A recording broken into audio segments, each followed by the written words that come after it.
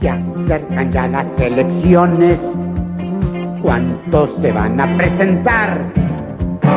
Se acabó el proceso, algunos van al queso, en octubre hay que votar. Se acercan ya las elecciones, la confusión es infernal. Miro las boletas, se arma la galleta, y no sé por quién, y no sé por quién, y no sé por quién voy a votar. En esta ocasión nos encontramos con Gustavo Trankel, ex intendente. Así es. Bien, muy contento. La verdad que transitando los días previos a la elección de las PASO del 13 de agosto con mucha alegría. Acabamos de tener una reunión muy linda con jóvenes de distintas localidades del distrito y siempre la juventud no deja de asombrarnos, ¿no? En la visión que tienen de la realidad, que muchas veces tiene un grado de certeza, digamos, muy superior a los que por ahí tenemos más años. Y la verdad que eso nos entusiasma porque son los jóvenes que vienen y que nos van a reemplazar a nosotros. Así que la verdad que me pone contento, estamos muy, muy bien. Precandidato a la repetición. Más o menos, claro, vendría a ser algo por el estilo, una segunda edición. Con muchas ganas, con esa experiencia, digamos, aquilatada en su momento y con un poco más de edad, entonces vos cuando transitas un camino, después volvés al tiempo, ves las cosas de otra manera, y la verdad que bueno, me entusiasmé muchísimo con este proyecto, así que bueno, acá estamos de vuelta, armando equipo, relevando las necesidades de los distintos pueblos, y para preparar una agenda de trabajo que la gente el día 13 de agosto quiera acompañar, ¿no? Yo lo que le estoy preguntando a todos es algo que mucho no se ve, o yo por lo menos no lo veo, por ahí estoy equivocado, que es un proyecto para Torquís. ¿Qué proyecto ven de cómo sería Torquís de acá a 10 años? Es decir, ¿cómo lo quieren encauzar? Veo sí muchas soluciones a problemas concretas, muchos atajar los penales que tenemos ya 10 en contra. Claro. Pero no, me cuesta ver un proyecto hacia decir, bueno, mira, el Torquís que yo me imagino, mire como cuando vino viejo Torquís y dijo, Funke, ¿qué se puede sembrar? Esto, ¿qué se puede, ¿cómo armamos? Acaba el hotel, acaba de cosas. Este va a ser el pueblo dentro de 15 años. Bien, está buenísima la pregunta. Siempre arrancar de cero es más fácil que arrancar de algo, como nos pasa en el caso nuestro, distintas localidades pertenecientes a un mismo distrito con acervos culturales diferentes, localidades de más de 100 años, localidades más nuevas, como el caso de Villaventana, como el caso de San Andrés de las Sierras, todas ellas muy interesantes, pero con distinta idiosincrasia por la conformación social que tienen. Hay pueblos más tradicionales, de raigambre relacionada a la producción ganadera y agrícola, como el caso de Chasicó o de Pelicurá, Nueva Roma, y otras de otra conformación social, como el caso de Villaventana, más ligado al turista, con un crecimiento exponencial en los últimos años, con gente venida de distintos lugares del país, predominantemente de Capital y el conurbano, algunos de Bahía Blanca, y eso hace que cada comunidad tenga ideales diferentes, propuestas distintas, idiosincrasias distintas también, formas de plantarse ante la realidad que no se parecen en nada a las otras localidades más de costumbres arraigadas en el campo. Entonces, para mí, que soy cientista político, todo eso es realmente algo muy lindo, digamos, porque es un gran desafío gobernar y dejar contento a gente que piensa tan diferente en cada localidad. Entonces el desafío es hacer un buen diagnóstico de cada una de ellas para después lograr los objetivos que esa comunidad tiene. Si a todo esto lo metés dentro de un distrito y vos me preguntás cómo lo ves dentro de 15 años, es realmente apasionante por lo complejo. Pero sí te digo que el desafío más grande, y tiene que ver con lo que vos dijiste en el preludio, es la planificación, porque ¿quién es capaz de sentarse ante semejante diversidad y planificar a 15 años dejando a todo el mundo contento? Bueno, ahí está el desafío.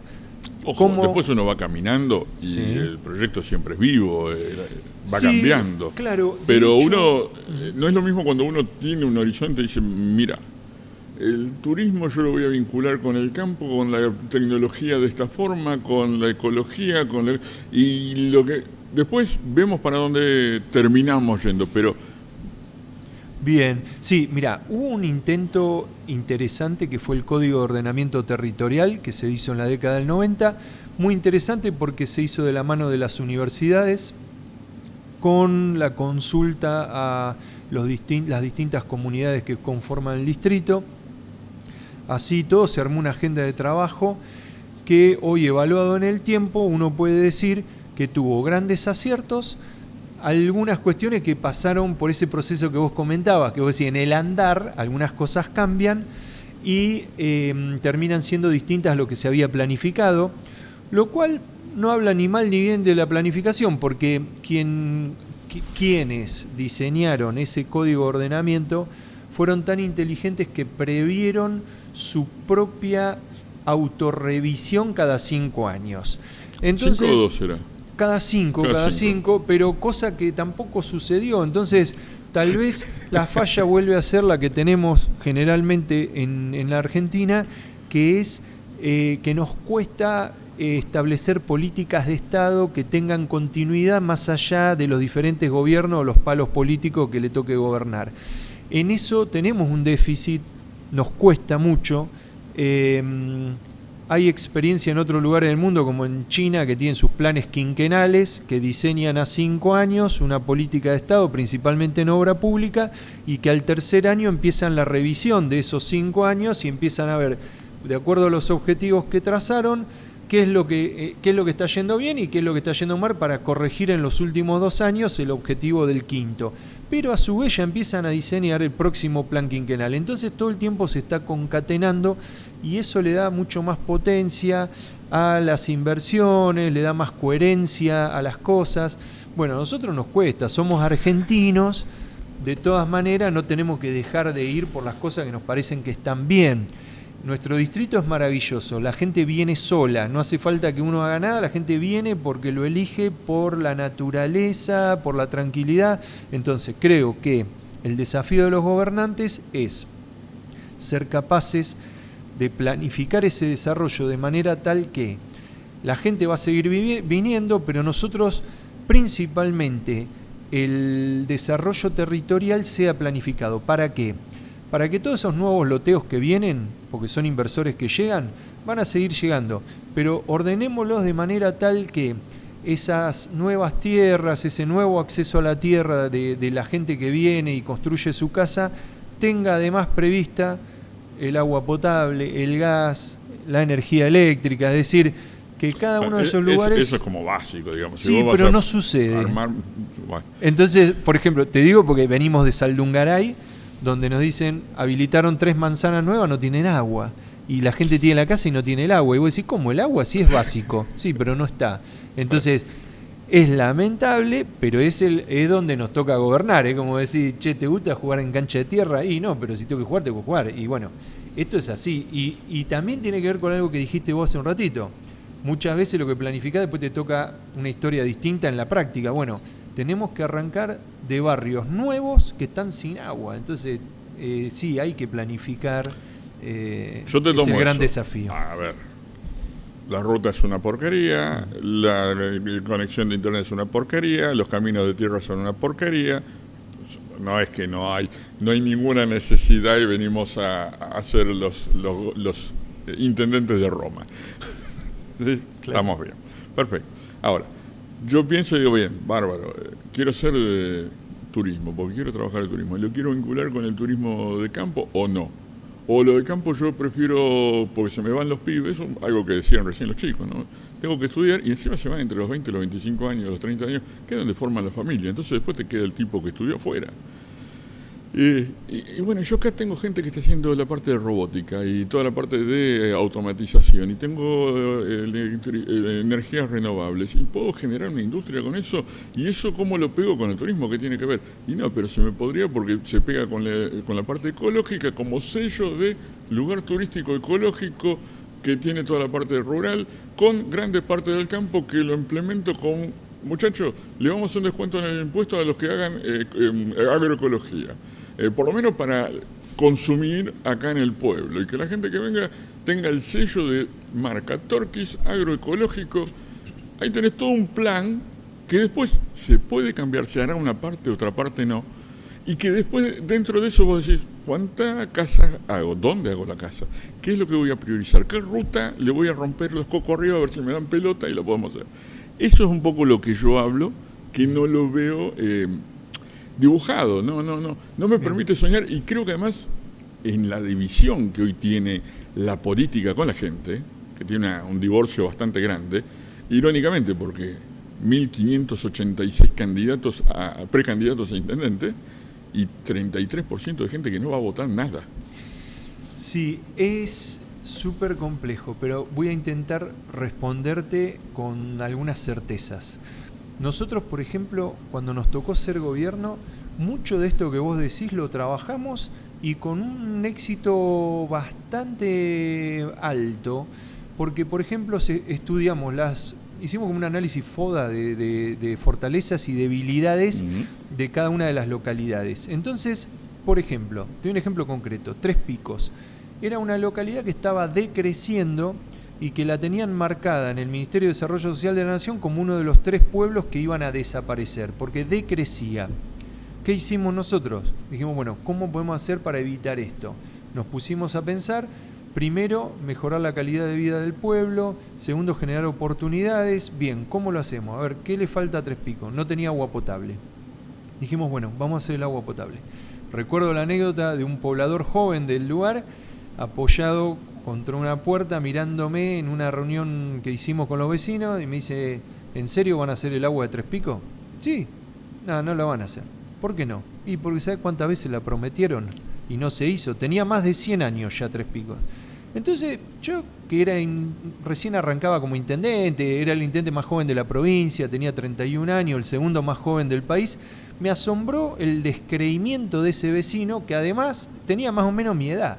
Y me lo planteaba con determinación, digamos, que no lo íbamos a hacer. Bueno, yo la verdad que eso me dio más fuerza para decir, che, esto lo tenemos que hacer en serio, porque la gente si no, ya no nos cree y todavía no arrancamos. Bueno, ¿cómo terminó la historia? A través de una gestión que hicimos con organismos provinciales, logramos hacer la red de agua para el 100% de las viviendas de Tres Picos, de agua potable. Hubo que hacer una planta, toda automatizada, última tecnología, pero no nos quedamos ahí. Buscamos un organismo internacional que es el Banco Mundial, que nos financió un proyecto a través del cual le pusimos a cada vivienda un termotanque solar. Entonces transformamos a Tres Picos en la primera experiencia, el primer pueblo del país con agua potable por red 100% de la población y agua caliente a través de energía solar 100%. A partir de ese logro, que vos decís, no sé si puede ser llamativo o no, nos empezaron a llamar de todas las radios del país, de Mendoza, de Radio Continental de Buenos Aires, entrevista a nivel nacional, y empezó la gente a decir, quiero ir a conocer Tres Picos. Entonces empezaron a caer turistas en Tres Picos, que era un pueblo que venía para atrás, se hacían remates de terrenos y se vendían en 5.000 pesos, algunos ni se vendían porque no era de interés. ¿Qué otra cosa hicimos? Mejoramos la salud. La sala de primer auxilio la transformamos, quedó una sala hasta con sala de reuniones, y todavía nos decían, che, ¿por qué semejante sala acá? Porque estamos pensando en el futuro de Tres Picos. Es decir, invertimos la energía de algo que se secaba a algo que empezaba a crecer. De hecho, hoy, bueno, y mirá, a la pasada un ejemplo.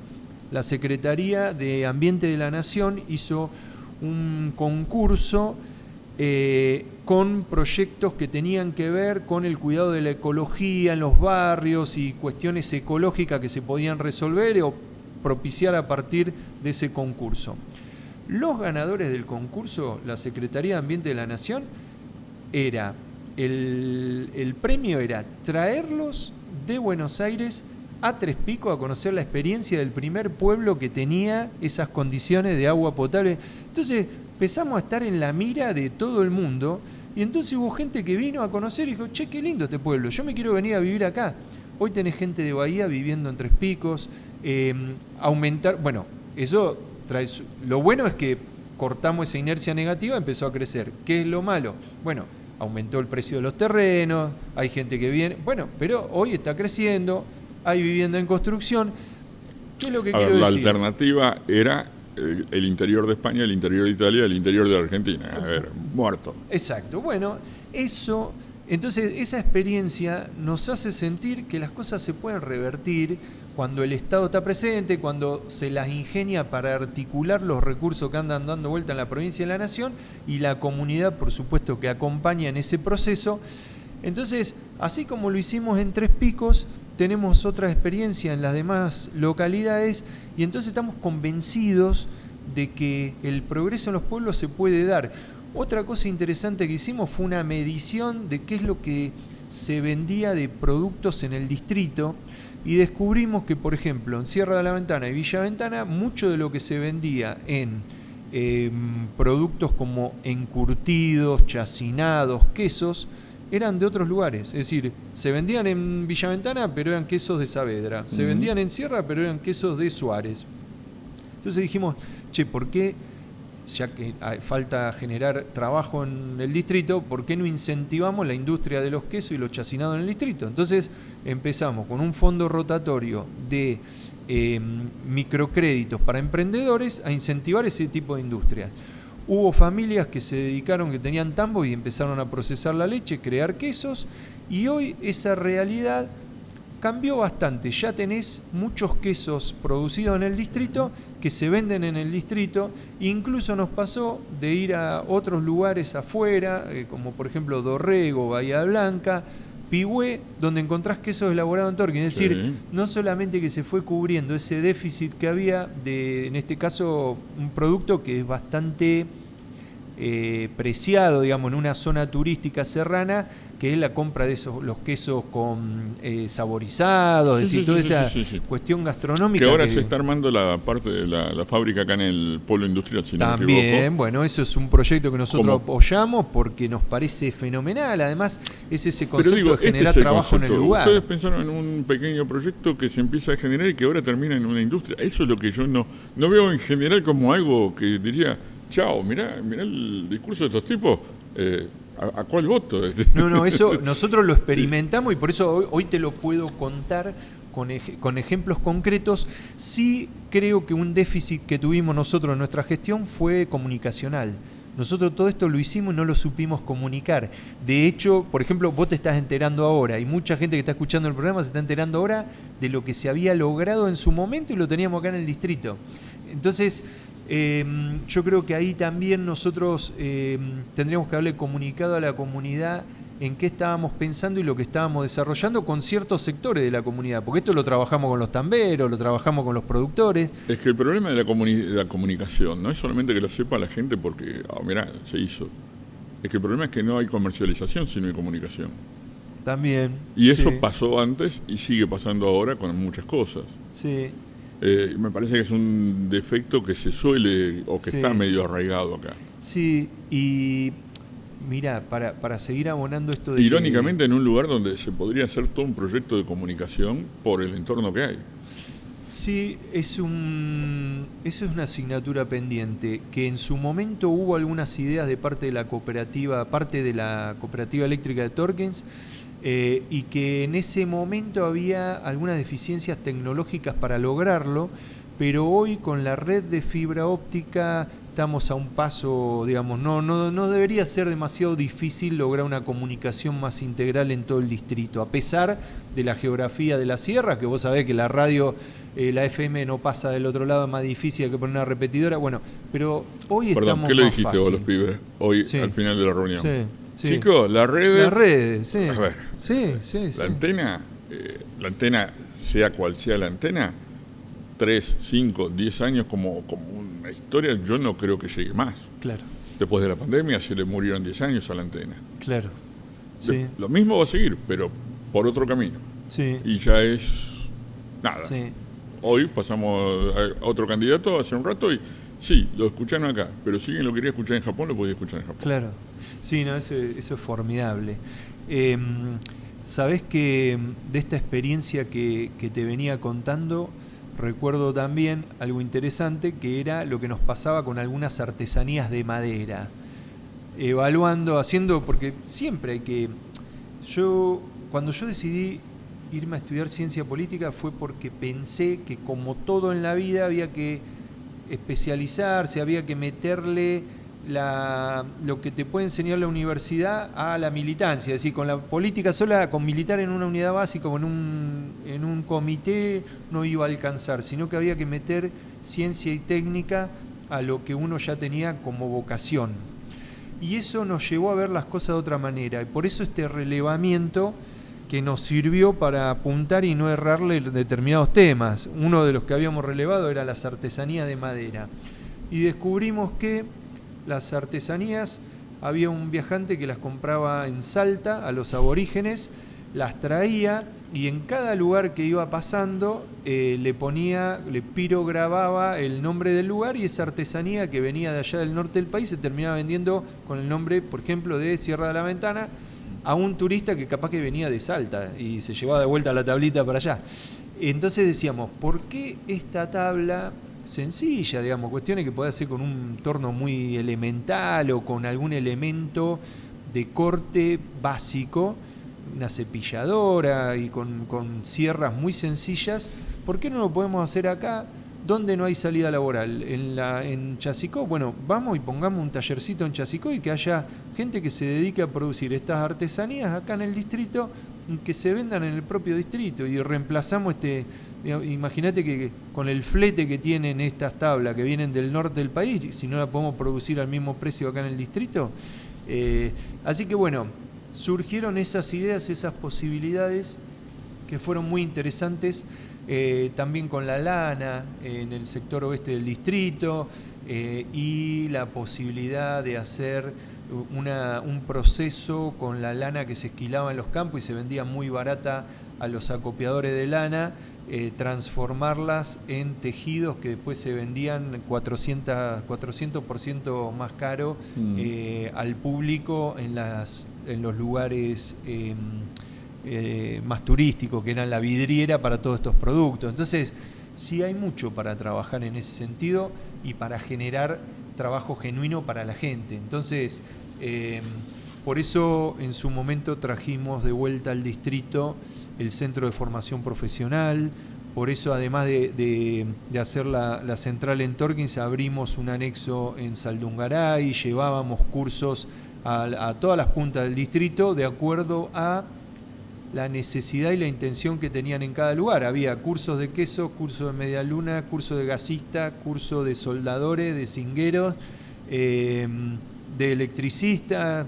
La verdad que eran formidables, porque a partir de cursos sencillos y abiertos para todo el mundo y gratuitos, generaba después trabajo genuino en la gente. Eso hoy creo que continúa todavía. Sí, por lo que tengo entendido, continúa. Sí, pero no se escaló. Lo que relevamos es que no solo que no se escaló, sino que hubo algún retroceso en las localidades más pequeñas, como que dejaron de ir a los pueblos más pequeños. Y para nosotros esos pueblos tienen el mismo valor que el resto. De hecho, cuando le hicimos la red de agua potable a Pelicurá, imagínate, después de esta experiencia de Tres Picos, quisimos replicarla, lo hicimos en Pelicurá, lo mismo, 17 familias, le hicimos la red de agua potable, que además era más compleja porque ahí hicimos una planta de ósmosis inversa, y como hay mucha... ¿Qué es la planta de ósmosis Bien, inversa? eso es una planta que tiene un filtrado especial que sirve para sacar un elemento que viene con el agua de las napas, que es el arsénico, listo, y que si uno toma más de, estoy haciendo memoria, 10 miligramos por parte, puede provocar con el tiempo la ingesta de ese agua hidroarsenicismo, que es una especie de cáncer de piel, digamos. Entonces, habiéndose detectado eso y existiendo la tecnología para filtrarlo, pusimos una planta de esas características, le dimos agua al 100% del pueblo, y además hicimos algo que denominamos en su momento un acueducto virtual, que era a todos los que... Porque ¿qué pasa? Hay que entender la vida de esos pequeños pueblos, ¿no? Vienen los papás de los campos a traer el chico a la escuela o a retirarlo. Digamos, hay dos momentos, digamos, donde asisten a la parte más urbana, y ellos toman agua de los campos, de los molinos, donde también tienen arsénico. Entonces venían y se llevaban de la planta el bidón de agua potable para tomar en el campo. Y entonces fue algo muy lindo. Lo mismo hicimos en Nueva Roma, donde había menos habitantes todavía, 8 familias, y le hicimos el sistema de agua potable también, con planta de ósmosis inversa, porque en los exámenes que se le hicieron al agua detectaban eso en los fisicoquímicos. Así que, ¿qué quiero decir con esto?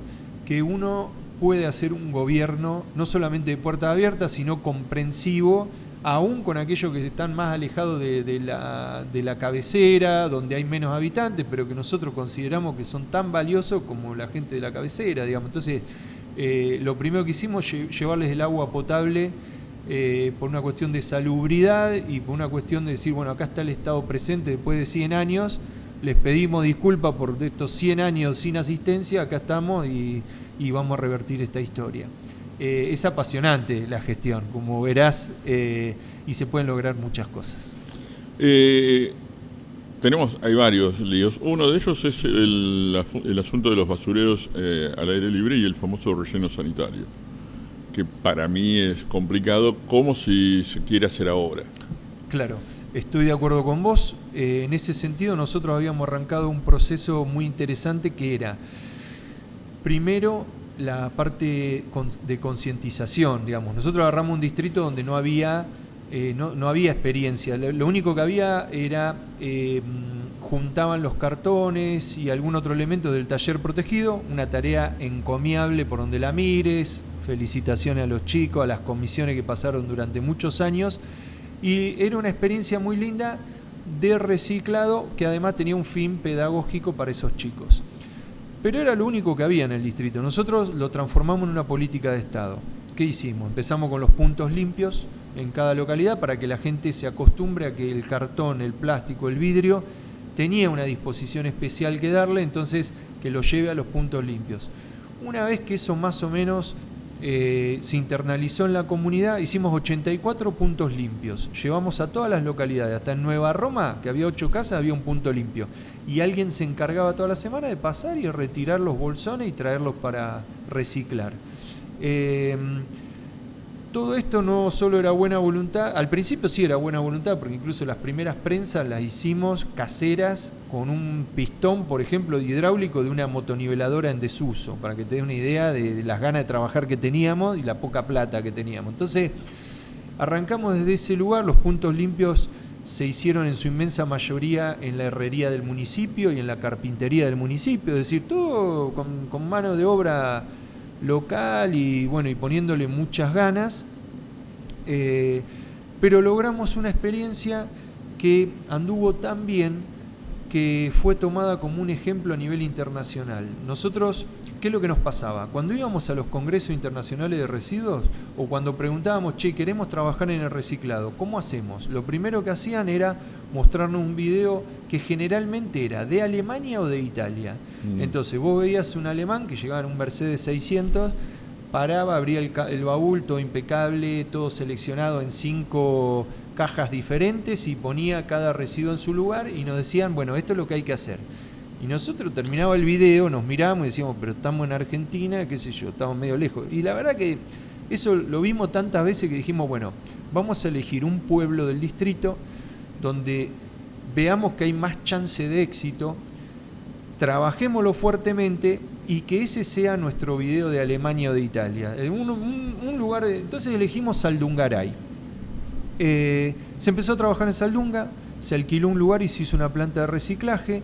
Entonces, en la medida que veíamos que esto avanzaba, fuimos agregando desafíos. Por ejemplo, adherimos a un programa que se llamaba Tu Manzana Recicla, a partir del cual no solamente tenías los puntos limpios, la planta de reciclaje, sino que además cada frentista, cada vecino tenía que clasificar la basura en origen antes de sacar la bolsita, es decir, sacaba una para los cartones y los plásticos, otra para lo que no era reciclable.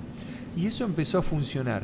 Y nos transformamos en un ejemplo que era mucho más cercano. Es decir, nosotros estábamos en Torkins y decíamos, tenés que hacer como hacemos en Saldungaray. Todo el mundo sabe dónde está Saldungaray, tiene pariente o alguna vez fue, y si no fue y no tiene pariente, lo cargábamos en una combi, lo llevábamos a Saldunga, le mostrábamos y volvían y decían, pero esto es fácil, sí, bueno, hay que hacerlo. Entonces logramos nuestro ejemplo cercano.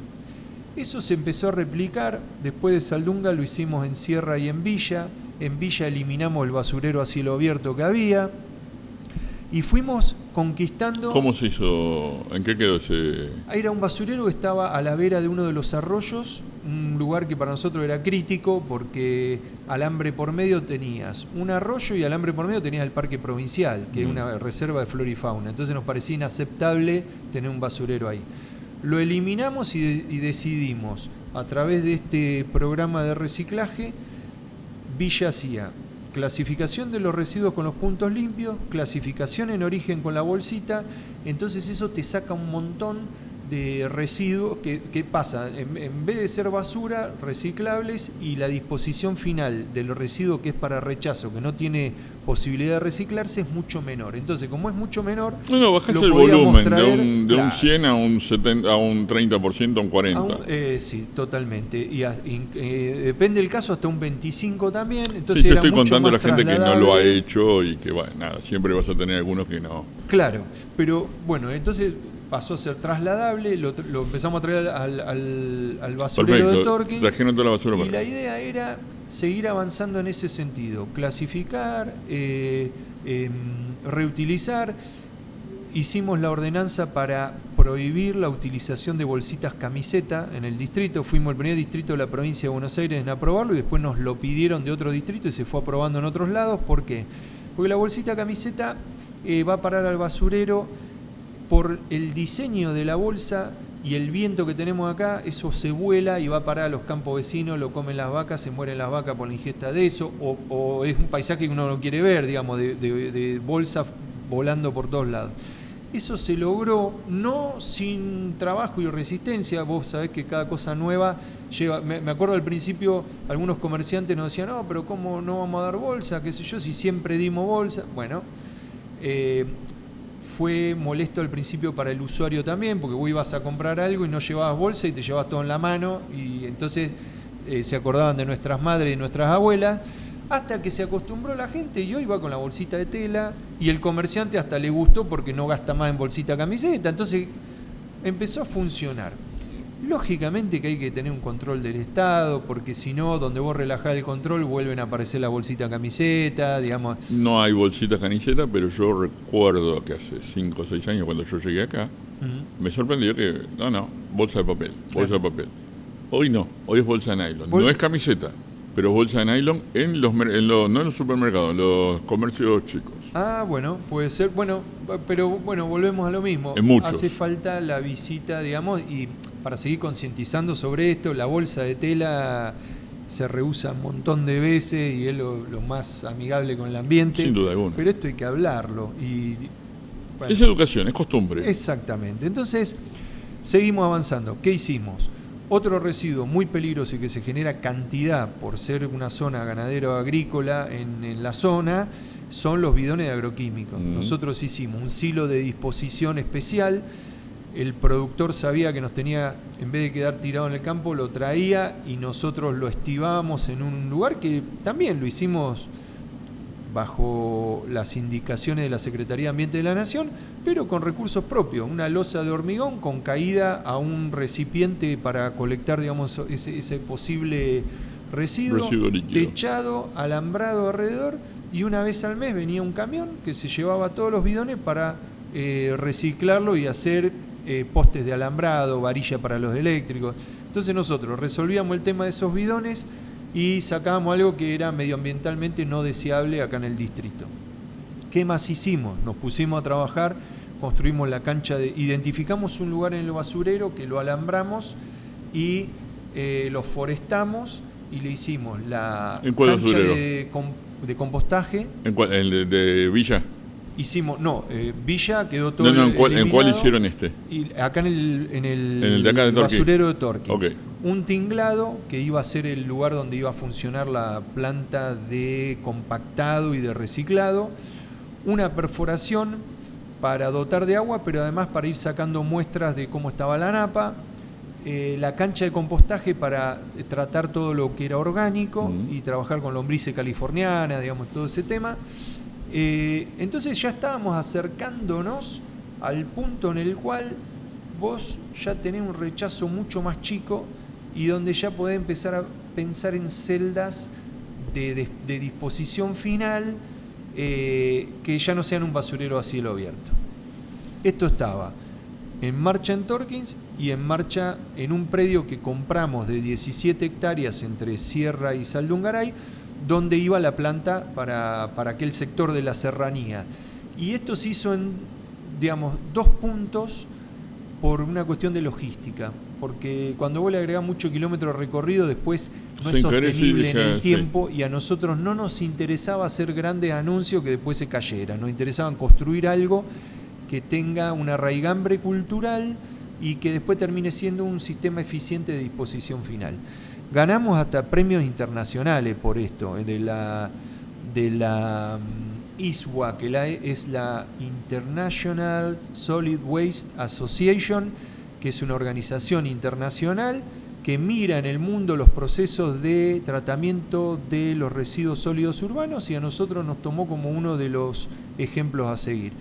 Entonces, la verdad, demostramos una vez más que sin grandes inversiones, pero con mucha decisión política y estando encima y buscando a la gente adecuada para seguir los procesos, esto se puede hacer. Bien, ¿en qué fallamos? Perdimos la elección en el 2015, nosotros esto creímos que ya era una política de Estado y que no se iba a echar para atrás, y lamentablemente la actual gestión municipal dio por tierra con todo eso. Es decir, hoy vos recorrés y de los 84 puntos limpios, en vez de haber más, hay menos. La planta de reciclaje, que era momentánea, la de Saldungaray, era momentánea porque estábamos construyendo la que va entre Sierra y Saldunga. La que estaba en construcción sigue igual, la que está en Saldunga sigue igual, y digamos con las mismas prensas que le dejamos nosotros. Es decir, como que no se siguió trabajando en el tema. Hubo un retroceso importante en la de Torkins. Si vos vas al basurero mañana mismo, hoy, si hay luz todavía, lo podés ir a ver. El tinglado que había se quemó porque se le escapó un fuego del basurero, las plantas se secaron porque no las siguieron, el alambre desapareció, y la verdad que lo único que vas a notar en el lugar es el lugar donde iba la torre de agua con la perforación, la cancha de compostaje porque es hormigón, y el resto es todo un basurero como era antiguamente. Y la verdad que eso fue una involución, pero no es lo más grave, porque eso a mí me desilusiona, porque es desandar un camino que nos costó mucho. Lo que más me entristece es que mucha gente que vio que clasificaba la basura en origen, después cargaban todo en el mismo camión o encontraba bolsas verdes que supuestamente iban a reciclado en el basurero. Entonces, algo pasa hoy, inclusive en algunas escuelas, que de lo que se quejan algunos docentes. ¿Pero para qué voy a separar si total va todo en el mismo camión? Es que eso es pero vos también estás enseñándole a los pibes la costumbre de eso, y eso tampoco se está... Claro. El otro día fue cuando pues yo hasta hace poquito le decía, pero no están en todas las aulas los 2 tachitos. Y el otro día me corrigieron y me dice, no, ahora sí están. Bien. Listo. Bueno, no sé, no pude constatarlo, pero me dijeron... Hay que insistir, porque además es sencillo, una cuestión cultural. A ver, yo me crié en el campo, y nosotros teníamos, yo soy clase 76, toda la vida me acostumbré a que había 2 tachos. Uno para tirar las cáscaras, la hierba, todo eso, que iba a las gallinas, exactamente. Y en alguna época teníamos chanchos, a los chanchos. Vivíamos en el campo, lógicamente, ¿no? Y el resto iba papel a la salamandra, y se reciclaba casi todo. ¿Sí? Esa es la costumbre. Sí, exacto. Nada más, no hay otra cosa. Además, si vos me decís, aparte de lo blando, lo tenés que reciclar también, aparte que se pudre y te deja olor. No te deja olor, lo que no puedo reciclar generalmente seco y ya está. Sí, listo. Es entonces, muy sencillo. Es una educación nada más. Sí, y es un gran aporte cuando vos esto lo haces masivo, lo escalás, como decía Boy hace un rato. Cuando lo escalás es un gran aporte y te das cuenta en la disposición final en el basurero cómo cambia el volumen. Yo me doy cuenta en mi casa, cuando nosotros empezamos a hacer compostaje, sacábamos una bolsa de residuos todos los días, somos 5, y pasamos a sacar una por semana. fue impresionante el cambio. Obviamente hacemos compostaje y hacemos reciclado de lo que es papel y cartón, que va al taller protegido, ¿no? O a la planta, al galpón de reciclaje de acá de Torkins. Por un ejemplo familiar, digamos. Pero sí. a nivel Estado, volviendo, hay que retomar esa política, estar presente. Se puede lograr, porque ya se logró una vez, se puede lograr. Lo que más me preocupa es la desilusión de ese que lo hacía y ahora piensa esto que vos decís, pero ¿para qué? Si al final, bueno, hay que volver a cobrar una inercia positiva, seguir avanzando con los pueblos donde todavía no habíamos llegado a la clasificación en origen. Hay pueblos que son hermosas la escala para trabajarlo, como ves Chasicó, Tres Picos, porque ahí trabajás mano a mano con el vecino, puerta a puerta, te sacó mal la basura, le podés decir, che, fíjate porque acá me contaminaste, y podés ir educando más fácilmente, y son volúmenes totalmente manejables. Eso hay que hacerlo, hay que retomar eso. Y en lo que estoy totalmente desacuerdo es con la idea que tiene el actual intendente de traer un basurero regional al distrito de Torquín. Me parece un error estratégico, medioambiental, desde todo punto de vista. ¿Por qué? En 1991, quienes nos antecedieron, digamos, como vecinos y como autoridades, decidieron que Torquín sea un distrito ecológico y lo manifestaron en una resolución. Eso no hay que tirarlo por la borda. Digamos, si bien se ha logrado algunas cosas y en otras no se pudo no se logró avanzar como uno quisiera, creo que el rumbo es ese. Nosotros tenemos la reserva de flora y fauna más antigua y más grande de la provincia de Buenos Aires, que es el Parque Provincial Ernesto Torkins. La gente nos elige por el ambiente sano y por la tranquilidad. No podemos ser el punto de colección de todos los residuos de la zona. Además, por los volúmenes, por la logística. Somos uno de los distritos más chicos que conformaría esa unión de distritos y somos el receptor de toda la basura. A ver, logísticamente ya te digo que no me cierran los números. Y además, lo peor de todo es que se concentraría en el actual basurero que está en línea recta a 600 metros, 800 metros como mucho del pueblo y a 400 metros de la primer población que hay un barrio que está a 400 metros del basurero. Entonces, imagínate, hoy vas al basurero y te da lástima lo que ves. Imagínate multiplicado por 10, porque esa es la cantidad, el volumen de basura que va a venir. Yo los conozco. Es terrible. De hecho, una de las cosas que preguntaba el otro día, o preguntaba a varios, decían, pero escúchame, hay algunos de estos rellenos sanitarios que inclusive se tuvieron que cerrar por orden judicial después de 20 años, cuando ya estaban llenos. El problema es ese. Bueno, nosotros hoy no lo tenemos bien. No hagamos que esto suceda. Es decir, se puede, y a mí todavía me dijeron, bueno, pero vos te vas a oponer a una política del gobierno de tu propio signo a nivel nacional y provincial. Sí, pues yo vivo en Torquín. Yo represento los intereses de los vecinos del pueblo y además tengo excelente relación con el gobierno nacional y provincial, y yo voy y se lo planteo. Si soy el representante de mi comunidad, yo le voy a plantear que esto es un error. Yo los entiendo y no lo hacen de maldad. Ellos miran el Excel a nivel nacional y provincial y dicen, che, tengo 6 distritos, 6 basureros. Vamos a hacer un proyecto donde va a quedar uno solo. Bárbaro. Cerramos 5 basureros, a ellos el número en la cantidad les cierra. Y está bien, digamos, yo los entiendo, ellos piensan desde Buenos Aires o desde La Plata, digamos, es una ecuación que les cierra. El problema lo tenemos acá a nivel local. También cierra. ¿Dónde lo van a meter? También cierra de otro lado. Acá hay 7.000 habitantes, en Coronel Suárez hay muchos más, en los otros lados por ahí patalean. Sí, digo, eso también hay que tenerlo en cuenta. Vos sabés que la aceptación la hace el gobierno municipal local, Eso es otra historia. Pero ahí está el kit del problema. Digo varias partes, sí, seguro. No. Este es un proyecto, mirá, conozco mucho a varios intendentes de la zona, pero uno de ellos, que es el más longevo y que más cantidad de años estuvo gobernando, es el intendente de Suárez. Y él dice, este no es un proyecto nuevo, esto hace mucho que viene, lo que pasa es que nunca lo habíamos podido llevar a cabo porque nunca nadie quiso hacerse cargo de recibir la basura. Imagínate, ¿qué intendente quiere recibir la basura? Ninguno. Hasta que apareció el tuyo y dijo, yo quiero la basura. Y le digo, bueno, primero no es mío, no es de mi partido, pero bueno. Entonces, La verdad que el tema es local y en eso, digamos, a ver, públicamente el intendente salió a decir que él quiere recibir esa basura, lo entusiasman los 26 millones de dólares que supuestamente se van a invertir, y yo digo que yo me opongo, y no lo digo acá, lo digo en todos lados, lo digo públicamente, y si soy intendente me voy a oponer a que eso suceda, porque va en contra de lo que venimos luchando, que es un distrito saludable, amigable con el ambiente.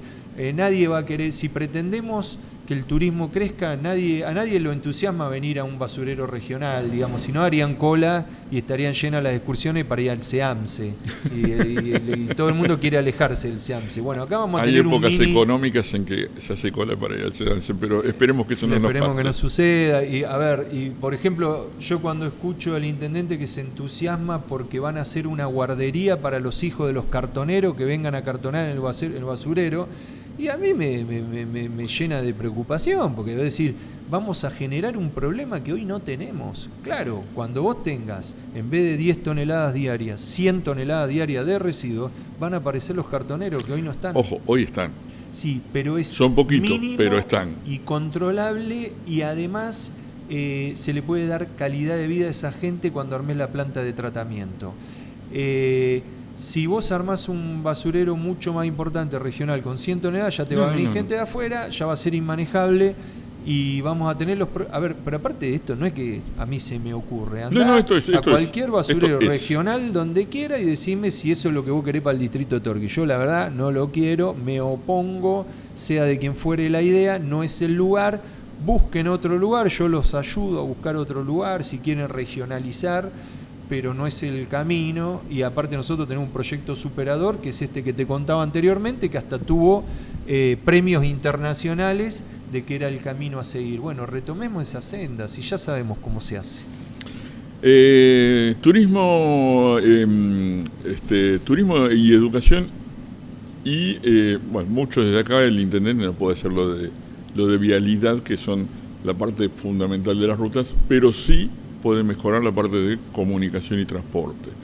Sí, más allá de los subsidios que puedan llegar a venir o que vienen hoy de capital, sí, pero bueno. Mira, el intendente es el representante de todos los que vivimos en el pueblo. Entonces, por más que sean ámbitos ajenos, como el de vialidad que vos decís, tiene que ser el primer gestor de esas cosas, porque Vialidad de la provincia tiene algo así como 15.000 kilómetros de rutas pavimentadas, y por supuesto que debe tener millones de pedidos y distintas prioridades. Bueno, yo necesito que el intendente de alguna manera haga que nuestras rutas se prioricen en esa agenda, y por lo tanto lo necesitamos gestionando todo el tiempo.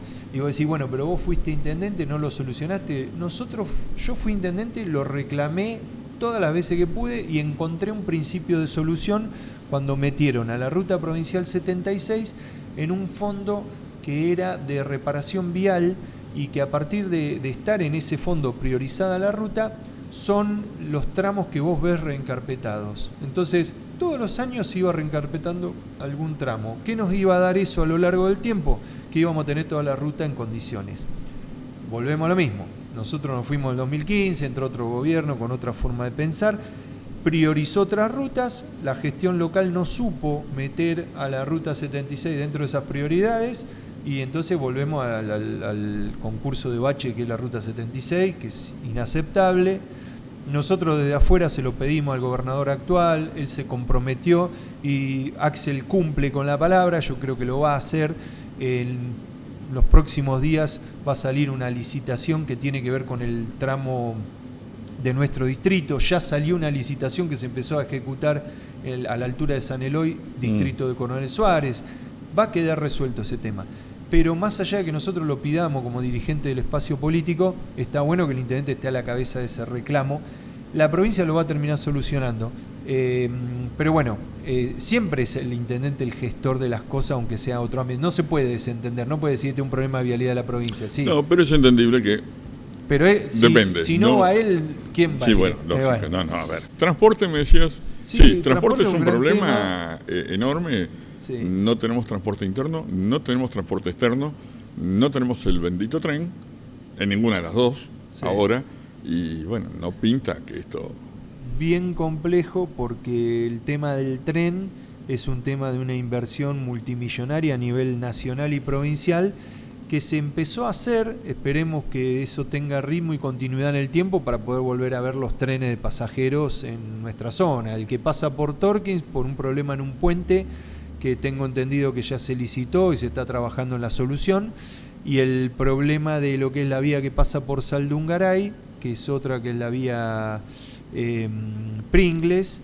Ese tramo tiene otras dificultades, además tiene la concurrencia con los trenes de carga que hacen que la frecuencia del tren de pasajeros sea trabajoso meterla entre medio de esos trenes de carga, así que eso va a llevar un tiempo restablecerlo, pero no hay que dejar de reclamarlo y de trabajarlo con las autoridades provinciales y nacionales, más que nada provinciales, que son las que operan esas vías.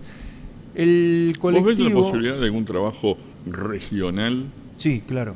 Sí. Bueno, yo ya estoy porque participando... Digo, lo del turismo se mezcla con lo del tren, se mezcla con lo de los productos regionales, que se mezcla con lo de la educación, que se... es como que en esa parte va mucho transversal. Sí, en su momento fueron de a 3 intendentes de la zona a reclamar lo del tren. Me parece válido el esfuerzo, pero yo creo que hay un ámbito muy piola que se creó a partir de una iniciativa del Consorcio del Puerto de Bahía Blanca con Federico Susbieles, que es a través de la Universidad Provincial del Sudoeste trabajar con las intendencias de la zona en lo que es el desarrollo en fuentes de trabajo, planificación a futuro y todo lo que eso implica. Dentro de eso está el transporte, los accesos, o sea, distintas ramas en las que hay que trabajar. Yo fui convocado a esa reunión, ya estoy participando con ellos, se habló del tema de las comunicaciones, que lo planteé yo en el último foro que se hizo, que tiene que ver con la conectividad principalmente, lo que es celulares en nuestras rutas y en nuestra zona. Y este tema de la conectividad de servicios, ese es el ámbito para pedirlo, porque tenés mucha más fuerza. Pregunto desde la ignorancia, sí. ¿No es más fácil cubrirlo con internet que con señal de celular? Bueno, nosotros... Por ahí es una ignorancia total que estoy Lo que diciendo, planteamos en ese foro fue la necesidad. Y ahora el equipo técnico lo que va a evaluar es cuál es la solución más viable. Una puede ser el reclamo como región, con una fuerza mucho más grande que si lo hace un solo intendente, a las compañías o a los entes reguladores de las comunicaciones para que las compañías agreguen las antenas que tienen que poner, y si no, abrir los pelos de fibra óptica necesarios para generar Wi-Fi o conectividad, digamos, por esa vía tecnológica en los lugares donde hoy no hay. Sí, la tecnología nos va dando soluciones para esos temas. Lo que siempre está en discusión es que en localidades como las nuestras, donde a veces el negocio no es rentable, somos el Estado los que tenemos que decir presente y hacerlo para que la gente pueda tener la calidad de vida que se merece. Mucho trabajo de esto hay que hacerlo con las cooperativas. Las cooperativas son una gran herramienta y afortunadamente tenemos nosotros varias en el distrito para solucionar no solamente el tema de la energía, sino el tema de la comunicación en este caso, que varias de ellas han abordado el tema. Bueno, las tenemos que fortalecer para que le puedan dar servicio a los vecinos. Así que sí, son temas que se están trabajando y yo creo que gran parte de ellos van a tener solución con la nueva red nacional, que son 33.000 kilómetros de fibra óptica que van por rutas nacionales y provinciales, y con el programa de la última milla, que es un programa que subsidia a las cooperativas para que lleven la fibra óptica, como hizo la cooperativa de Torquín, hasta la gruta, y de ahí a Villa Ventana para alumbrar, digamos, con otra tecnología la conectividad que tiene en la zona. Y la verdad es que muy mala. Es mala, pero con esa tecnología se va a mejorar muchísimo. No, si llega a eso es otra cosa. Sí.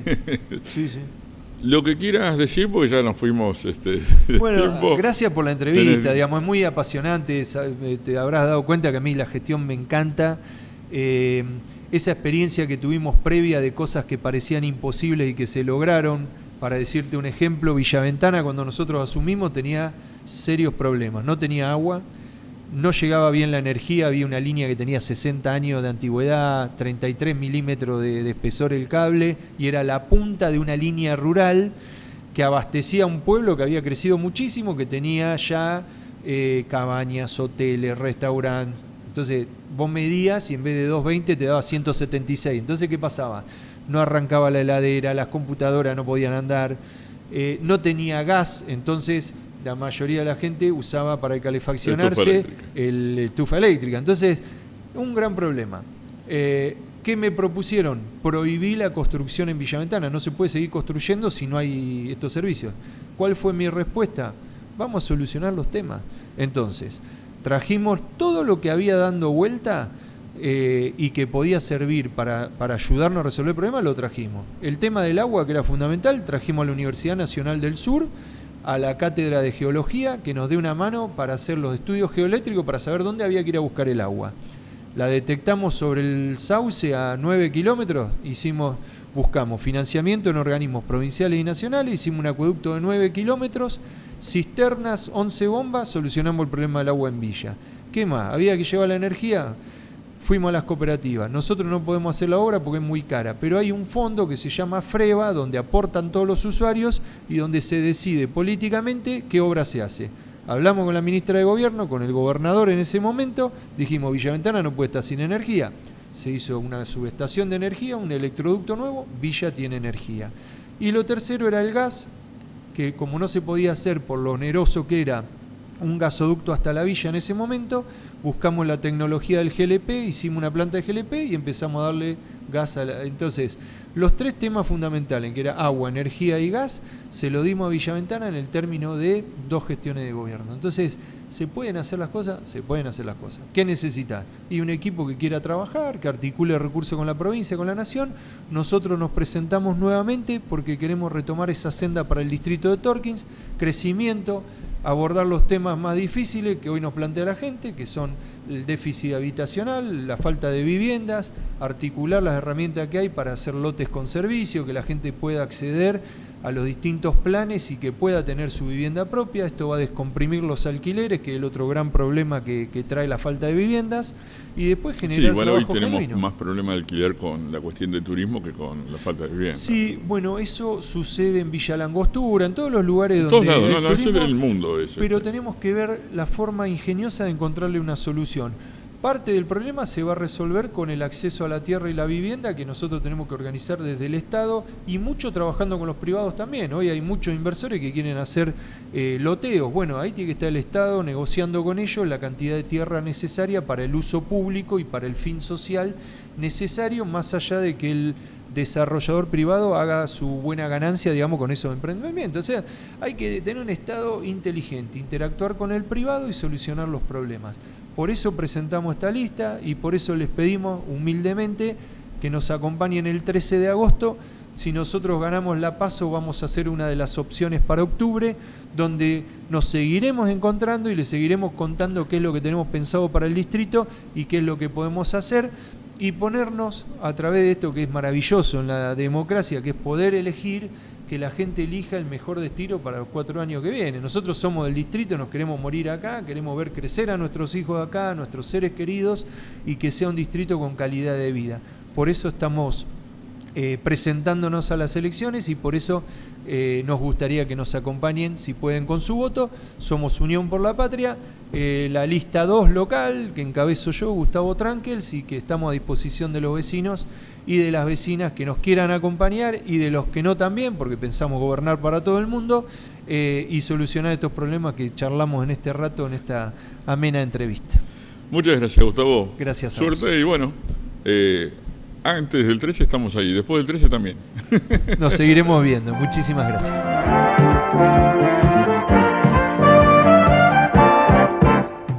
Se acercan ya las elecciones. ¿Cuántos se van a presentar? Se acabó el proceso, algunos van al queso. En octubre hay que votar. Se acercan ya las elecciones, la confusión es infernal. Miro las boletas, se arma la galleta y no sé por quién, y no sé por quién, y no sé por quién voy a votar.